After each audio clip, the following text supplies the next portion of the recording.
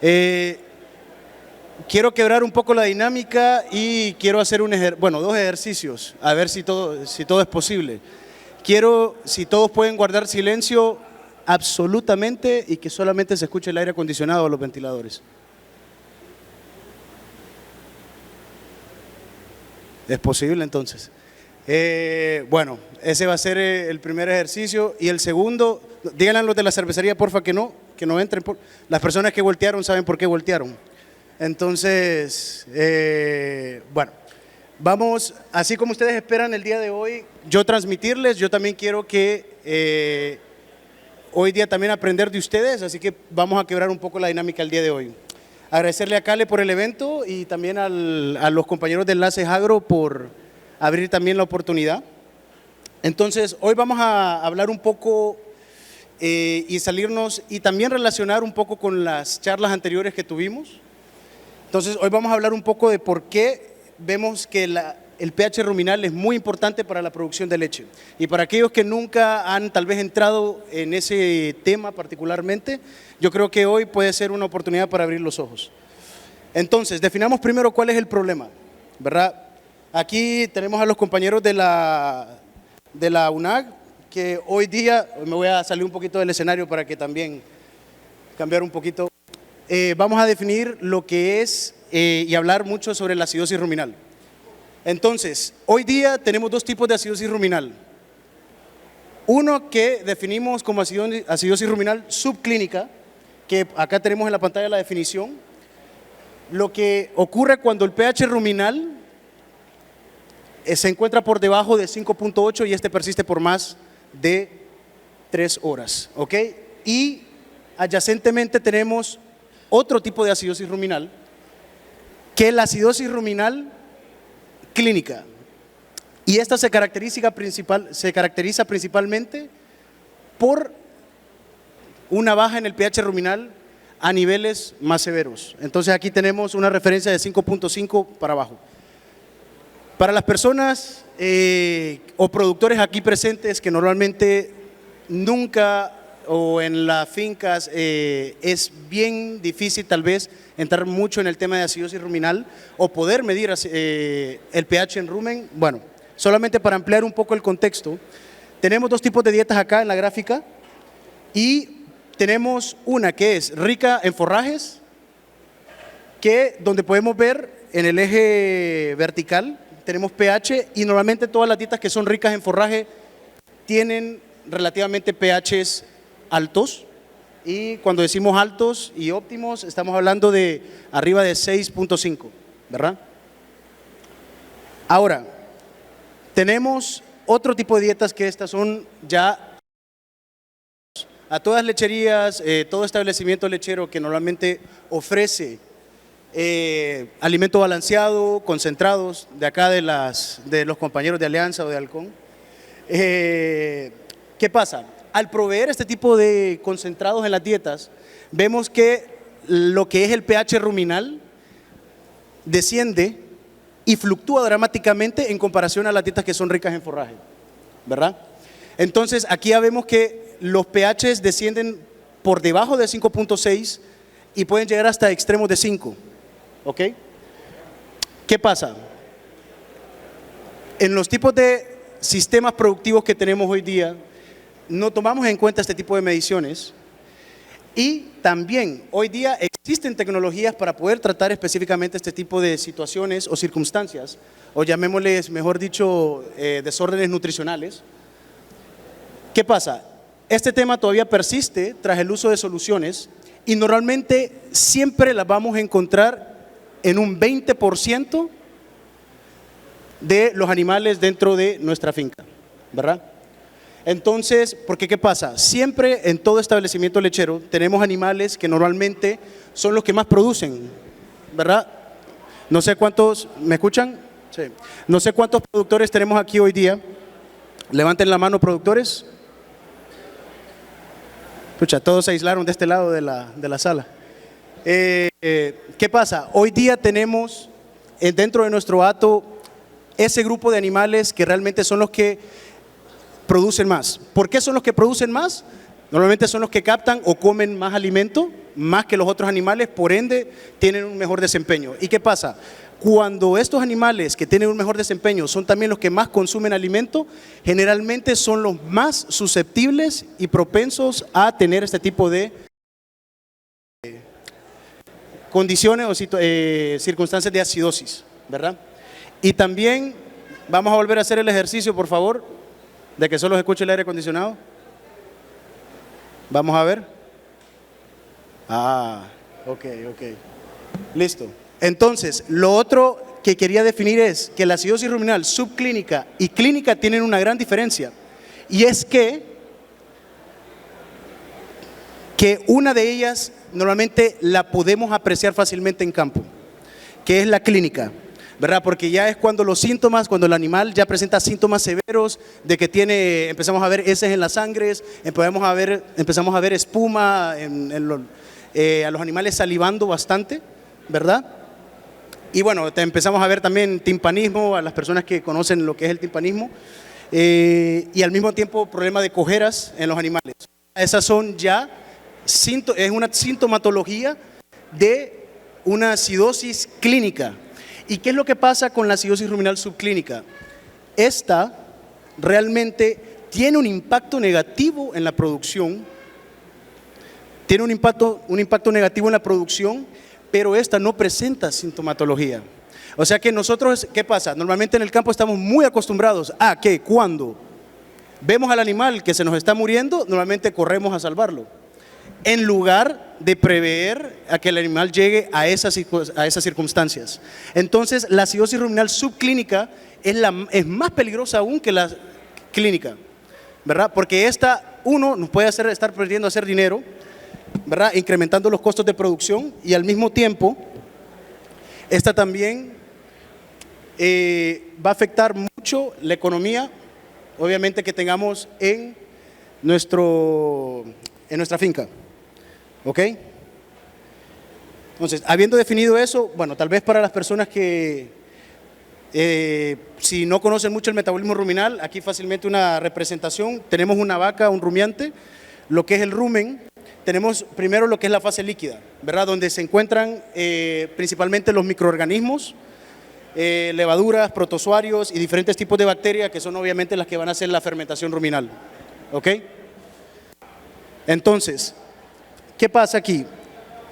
Aquí tenemos también la fase sólida. Todo animal que consume forraje, aquí es donde queda el forraje, en suspensión, encima de la fase líquida, flotando en el rumen. Y por último, obviamente, tenemos la fase gaseosa.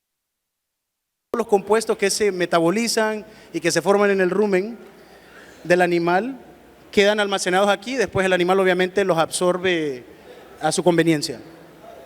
¿Qué sucede? El animal, el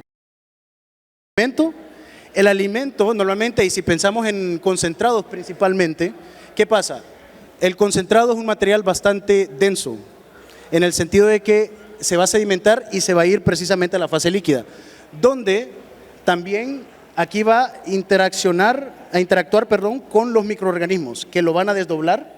Entonces tenemos, después de la ingesta de alimento, tenemos lo que es la degradación microbiana. Entonces se va a empezar a degradar ese alimento, que después ese alimento va a ser utilizado por bacterias para poder formar diferentes compuestos, llámese ácidos grasos volátiles, y al mismo tiempo también ácido láctico, que es un compuesto sumamente normal de la fermentación ruminal, ¿verdad? Por un tipo de bacteria específica que se encuentra naturalmente, pero no se puede controlar. Y aquí, ¿qué sucede? Obviamente empezamos, esos puntos rojos que ven es partículas compuestos que son acidificantes, y estos van a acidificar el rumen, ¿verdad? Y al mismo tiempo, por ende, esto lo que va a provocar es que tengamos una deprimencia y que decrezca lo que es el pH ruminal. Y aquí es donde se empiezan a desencadenar todos los diferentes tipos de problemas que conducen a una acidosis, ¿verdad? Ahora, ¿qué es lo que sucede en la fermentación ruminal? Y aquí no quiero invertir mucho tiempo, que si tienen preguntas con gusto las vamos a tal vez contestar, pero solamente para darles un pequeño contexto. Vamos a hacer otra vez el ejercicio, si me lo permiten. Por favor, guardemos silencio, señores. Gracias. Entonces, la fermentación ruminal, ¿qué sucede? Tenemos aquí una gráfica en donde se forman los diferentes ácidos grasos volátiles. Entre ellos tenemos el ácido acético, que a todo el mundo nos interesa porque el ácido acético está relacionado a la síntesis de grasa en leche. Tenemos también el ácido propiónico, que puede a producir glucosa o lactosa en la leche. Y por último, bueno, tenemos otro que es el butirato, que no sale representado en la gráfica, pero igual tiene otro camino metabólico. Entonces, principalmente tenemos estos compuestos que al mismo tiempo, si se fijan en la parte de arriba, se forma ácido láctico. Y cada uno de estos compuestos se va a formar dependiendo del pH que nosotros tengamos en el rumen. ¿Ok? Entonces, tenemos un pH óptimo normalmente cuando tenemos una acidosis subclínica y ya una acidosis clínica. Obviamente que el óptimo representa el punto de equilibrio entre cada uno de estos compuestos que se forman y al mismo tiempo es por eso que tenemos o buscamos una producción óptima. ¿Ok? Les agradezco guardar silencio, por favor, si no es mucho pedir, les agradezco, gracias. Ahora, y esto es lo que trae consigo la acidosis, ¿verdad? Baja eficiencia alimenticia, baja producción de leche, que todo el mundo lo vemos. Normalmente la primera cosa que vemos y la que más le preocupa al productor aquí es sólidos en leche, grasa. Bajo contenido de grasa en la leche. Si alguna vez ha presenciado una baja de grasa en la leche, bueno, pueden haber diversos factores. Normalmente la disponibilidad de ácido acético en el rumen es una de las principales causas. Entonces tenemos que cuando hay bajo contenido de grasa en leche, obviamente por baja eficiencia alimenticia, aumentan nuestros costos de producción. Y normalmente llegamos a perder hasta $1, pongámosle 25 lempiras aproximadamente por vaca por día, simplemente por no dirigir y por no intentar prevenir este tipo de circunstancias. Y obviamente que aquí, una vez que un animal entra en acidosis, puede ser muy susceptible a diferentes enfermedades, como las que mencioné, laminitis, timpanismo, etcétera, ¿verdad? Entonces, les había mencionado en las primeras diapositivas las diferentes sustancias que nos permiten, ¿verdad?, atender este tipo de problemáticas. Bicarbonato de sodio. ¿Alguien conoce el bicarbonato de sodio? Los compañeros del UNAC lo han de conocer muy bien. Son los que se toman después de clases, el Alka-Seltzer. Tenemos también litotamium, que es un producto a base de alga marina calcárea, ¿verdad?, que también es otro producto que se encuentra, y óxido de magnesio. Este es uno de los pocos ingredientes que lechera, normalmente, sobre todo en sistemas de producción que no tal vez sean extremadamente tecnificados, ¿verdad? ¿Y qué es lo que pasa aquí? La mayoría de vacas lecheras o sistemas de altos de producción, puede ser en cualquier tipo de sistema productivo estoy hablando, ¿verdad? Sea tecnificado, sea no tecnificado, normalmente siempre incorporan algún tipo de producto o solución que nos permita controlar este tipo de problemáticas. ¿Ok? Entonces, aquí yo les traigo vamos a meternos un poco en el tema de ciencias, que es una publicación en el Journal of Dairy Science, que es una revista científica obviamente en Estados Unidos, y habla sobre el uso de diferentes productos, ¿verdad? Entonces, aquí tenemos primero, lastimosamente no se va a poder apreciar en el cuadro, pero tenemos un listado de diferentes productos acá, ¿ok? Tenemos, tal vez los amigos técnicos me ayudan, si pueden acercar la imagen a la tabla de abajo, porfa.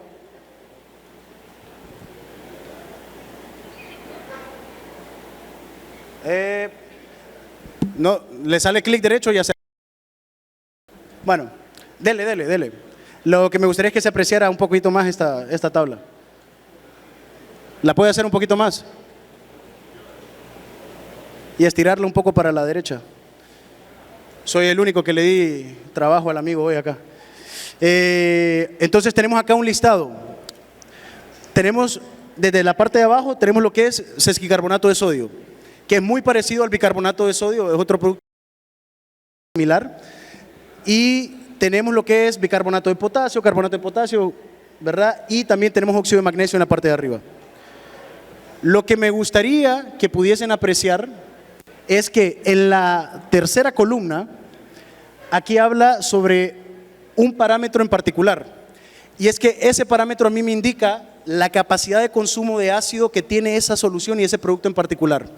Entonces, si vemos acá que el sesquicarbonato y el bicarbonato de sodio tiene una capacidad de neutralización de 13 y 12 miliequivalentes por gramo. Cuando hablo de miliequivalentes por gramo es, por ejemplo, la acidez, que normalmente hablamos de pH, se mide por la cantidad de hidrógenos presentes, ¿verdad?, en ese medio. Entonces, ¿qué es lo que pasa aquí? Tenemos que cada hidrógeno es como un miliequivalente. Entonces, por cada gramo de producto, este me neutraliza 13 miliequivalentes, o sea, 13 hidrógenos que están presentes en ese ambiente. El bicarbonato de sodio me neutraliza 12, ¿verdad?, iones de hidrógeno por cada gramo de producto.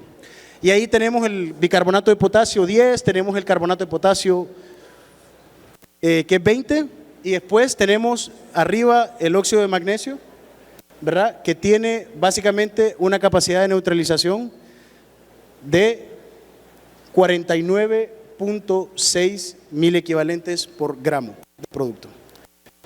Entonces, ¿qué pasa aquí? Ahora sí, mi amigo, me puede regresar la presentación a como estaba antes. Dale. Entonces, entre todos ellos, los que les presenté aquí, ¿cuál es el que más resalta? El óxido de magnesio. Ahora, volviendo a la publicación científica, ¿verdad?, porque esta tabla fue sacada de esta publicación, ¿qué es lo que menciona? Que el óxido de magnesio es un agente tampón y un aditivo muy utilizado en raciones de vacas lecheras, ¿ok? Y actúa como un agente neutralizante bajo condiciones ruminales. Y es muy efectivo para incrementar el pH ruminal y el porcentaje de grasa en leche, ¿ok? Y otra cosa aquí, la efectividad que tiene un óxido de magnesio va a ser muy dependiente de las propiedades físico-químicas y su proceso de fabricación. Ahora, ¿por qué menciona este artículo ese último punto?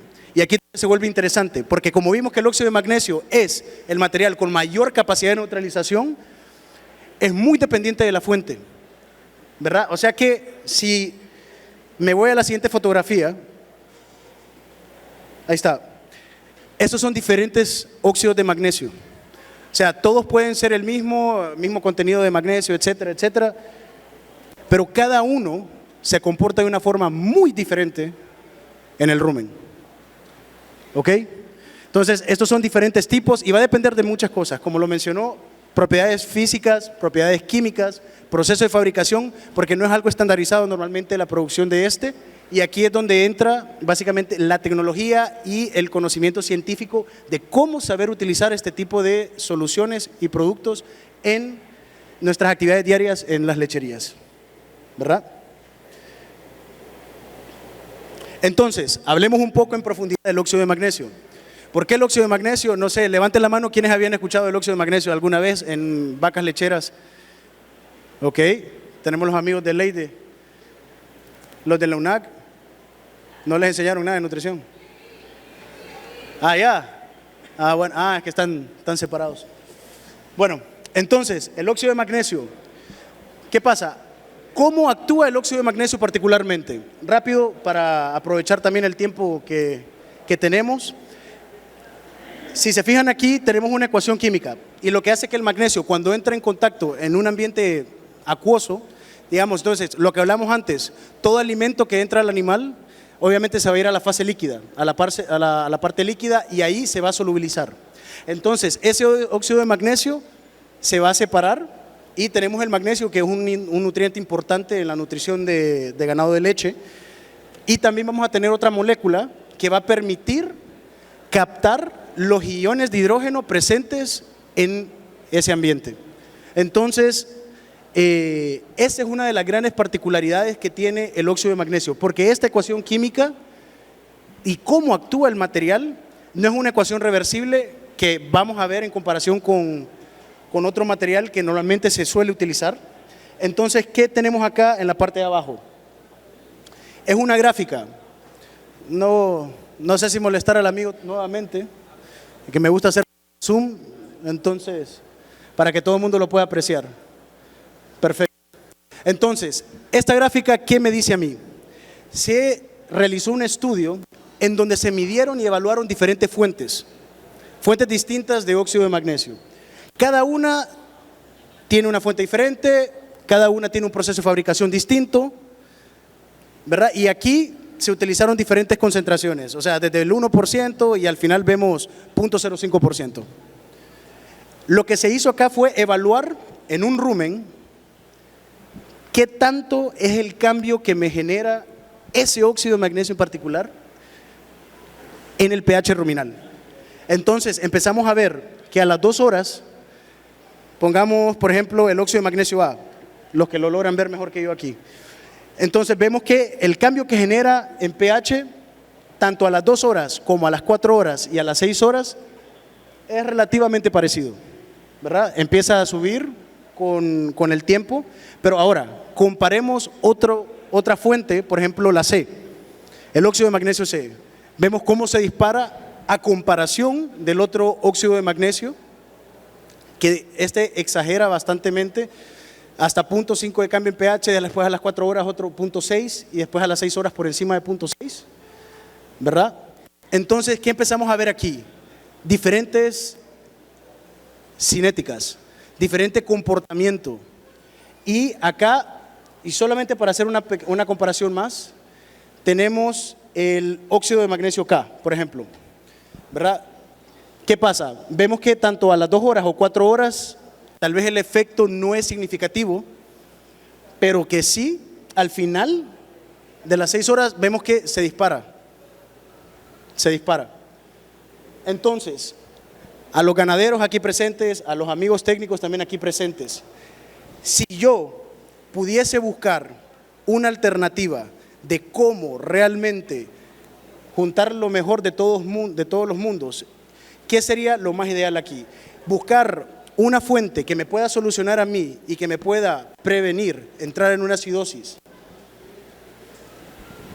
Buscamos un producto que tenga una acción a corto plazo o un producto que tenga una acción a mediano plazo o a largo plazo. A los amigos de la UNAC me gustaría hacerle la pregunta, ¿qué sería mejor, algo a corto plazo, mediano plazo o largo plazo? A largo plazo. A largo plazo, sí. ¿Por qué? Porque se ahorraría tanto costos, porque de una sola vez lo haría. Ok. ¿Quién da más, quién da menos? ¿Alguna opinión? De este lado, los amigos técnicos, ¿qué sería lo más ideal de tener en el rumen? Aquí. La señorita Ruth. Bueno, creo que depende, porque si lo vamos a estar aportando permanentemente a la dieta, entonces creo que habría que ver la cantidad de tiempo, lo que nos conviene, según la dieta que tenga el animal. Entonces, uno que tenga un efecto a corto, mediano o largo plazo.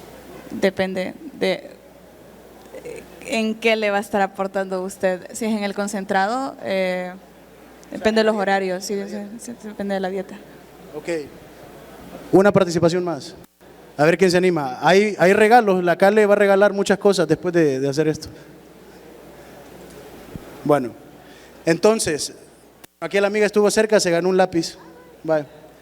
Y al amigo también, compañero, por participación.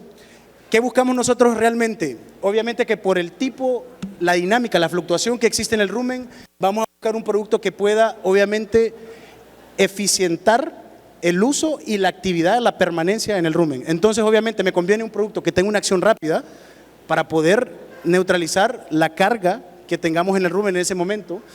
Y como el rumen está cambiando constantemente, me sirve también que tenga un efecto también a mediano plazo y también otro efecto a largo plazo. Aquí el amigo está diciendo, sí, correcto, yo iba a decir eso. Entonces, Gracias, amigo, por regresar la presentación a como estaba. Aquí al compañero también, Axel, le vamos a dar un souvenir por haber participado. Entonces, ¿qué tenemos acá? Entonces, como ya sabemos, lo que nos interesaría sería fusionar completamente los mecanismos de cada una de estas fuentes diferentes. ¿Ok?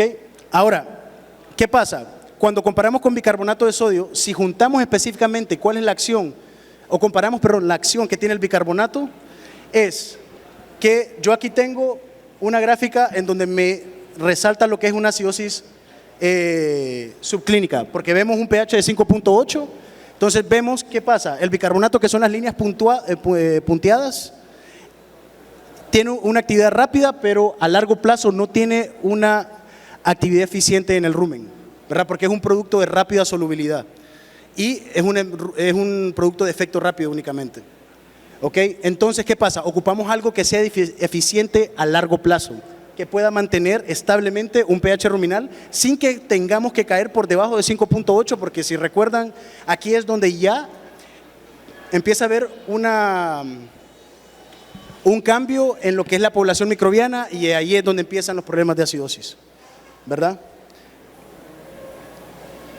Entonces, existe la tecnología hoy día, ¿verdad? Que es un material que es una tecnología de Timah Magnesium, que bueno, comparando los 1000 equivalentes con la capacidad neutralizante, se puede ver aquí, básicamente en comparación con los otros diferentes productos, pero voy a dejar para los que tengan preguntas acerca de ello que vayan al stand para platicar un poco más.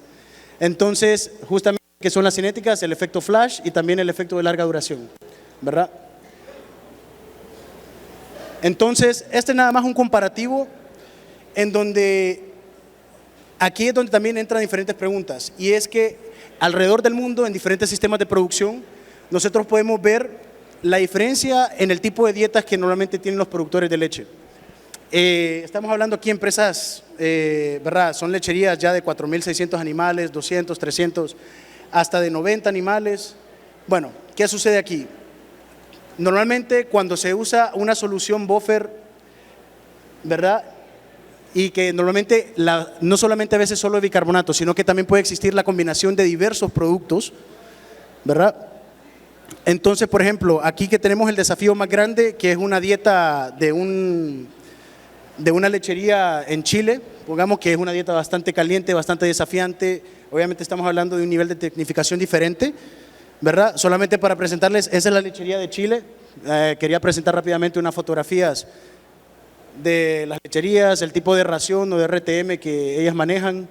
Bueno, claro, estamos hablando de ordeño robotizado, pero ya vamos a hablar un poquito más del contexto nuestro. Entonces, bueno, ese es un silo. Entonces, volviendo al tema, ¿qué es lo que sucede? Entonces, primero ya hablamos, amigo, si me puede hacer otra vez grande el lado derecho. Entonces, ya hablamos de cómo se comporta el pH ruminal, ¿verdad? Y cómo se produce dependiendo del pH de los diferentes compuestos. Lo que sí me gustaría hacer un poco más de hincapié es, ok, el magnesio. ¿Por qué es importante el magnesio? Y aquí,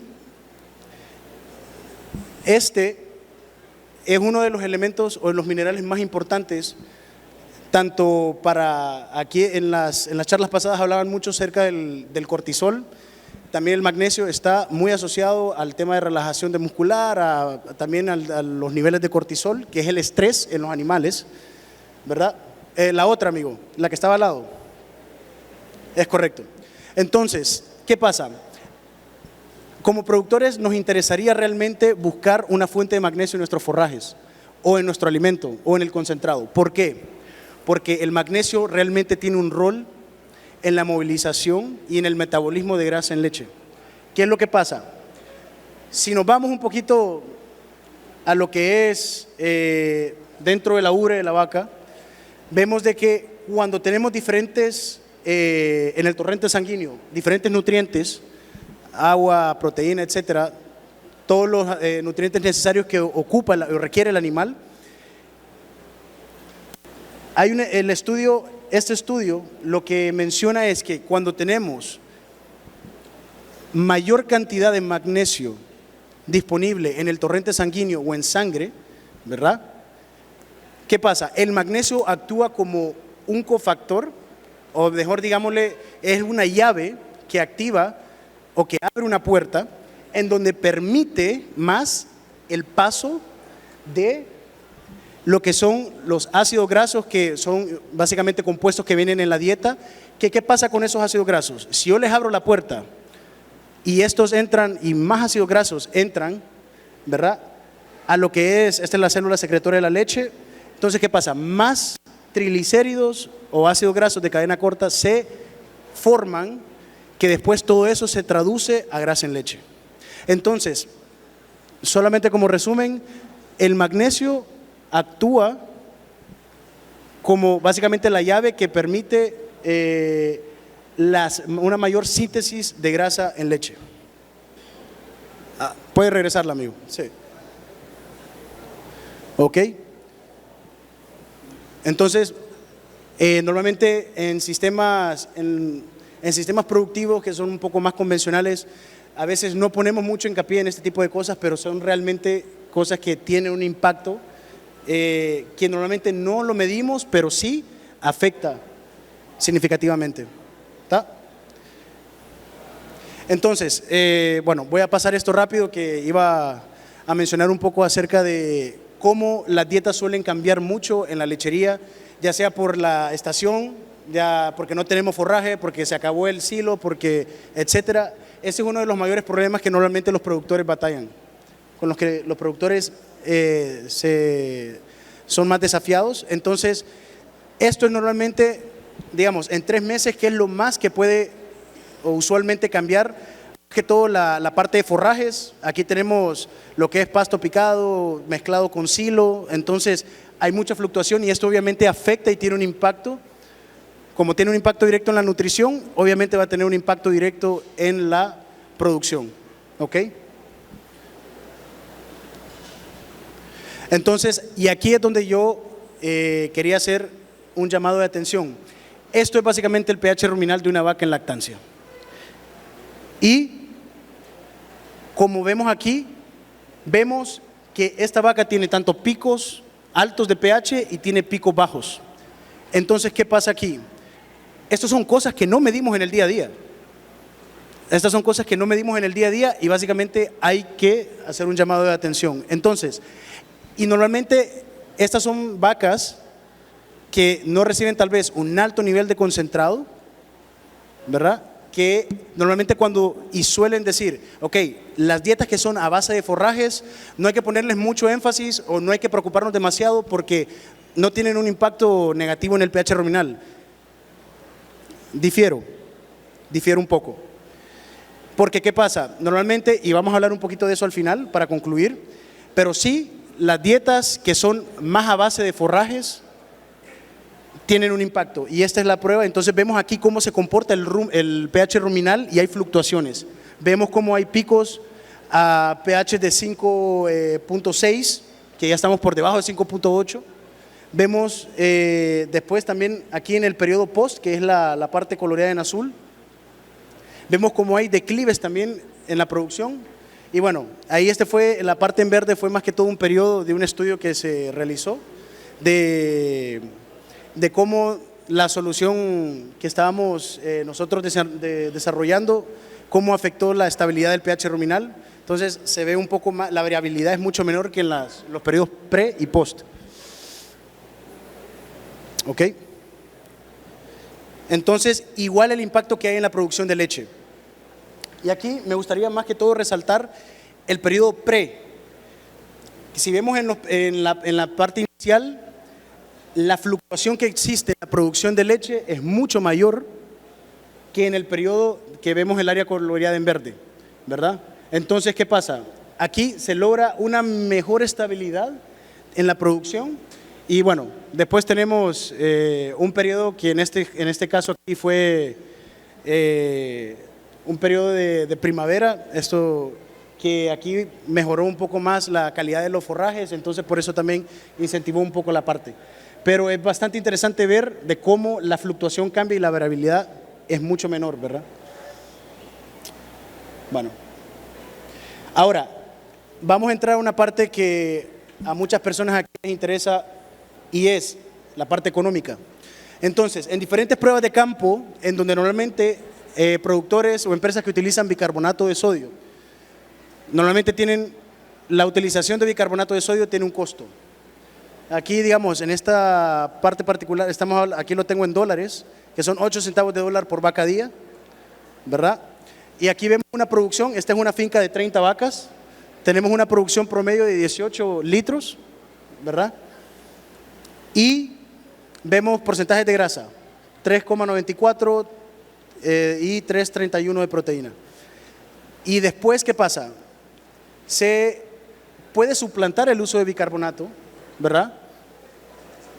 Con óxido de magnesio, y vemos aquí también que en este ensayo particularmente vemos un aumento en producción, ¿verdad? Y vemos también una economía. Y en este caso particularmente, que fue un productor, bueno, las ganancias fueron muy significativas, como se puede apreciar en la pantalla. ¿Ok?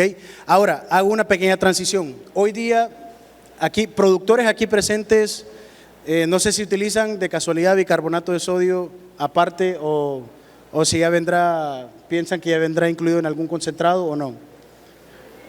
En el dado caso, hoy en día hay lecherías específicas que utilizan este tipo de productos por aparte. Entonces, para una vaca que consume 100 gramos de bicarbonato de sodio, fácilmente vemos que mi costo por vaca por día, por proveer bicarbonato, es de 4 lempiras con 90 centavos. Entonces, ahora, si empezamos a adoptar tecnologías que nos permiten ser más eficientes, ¿verdad?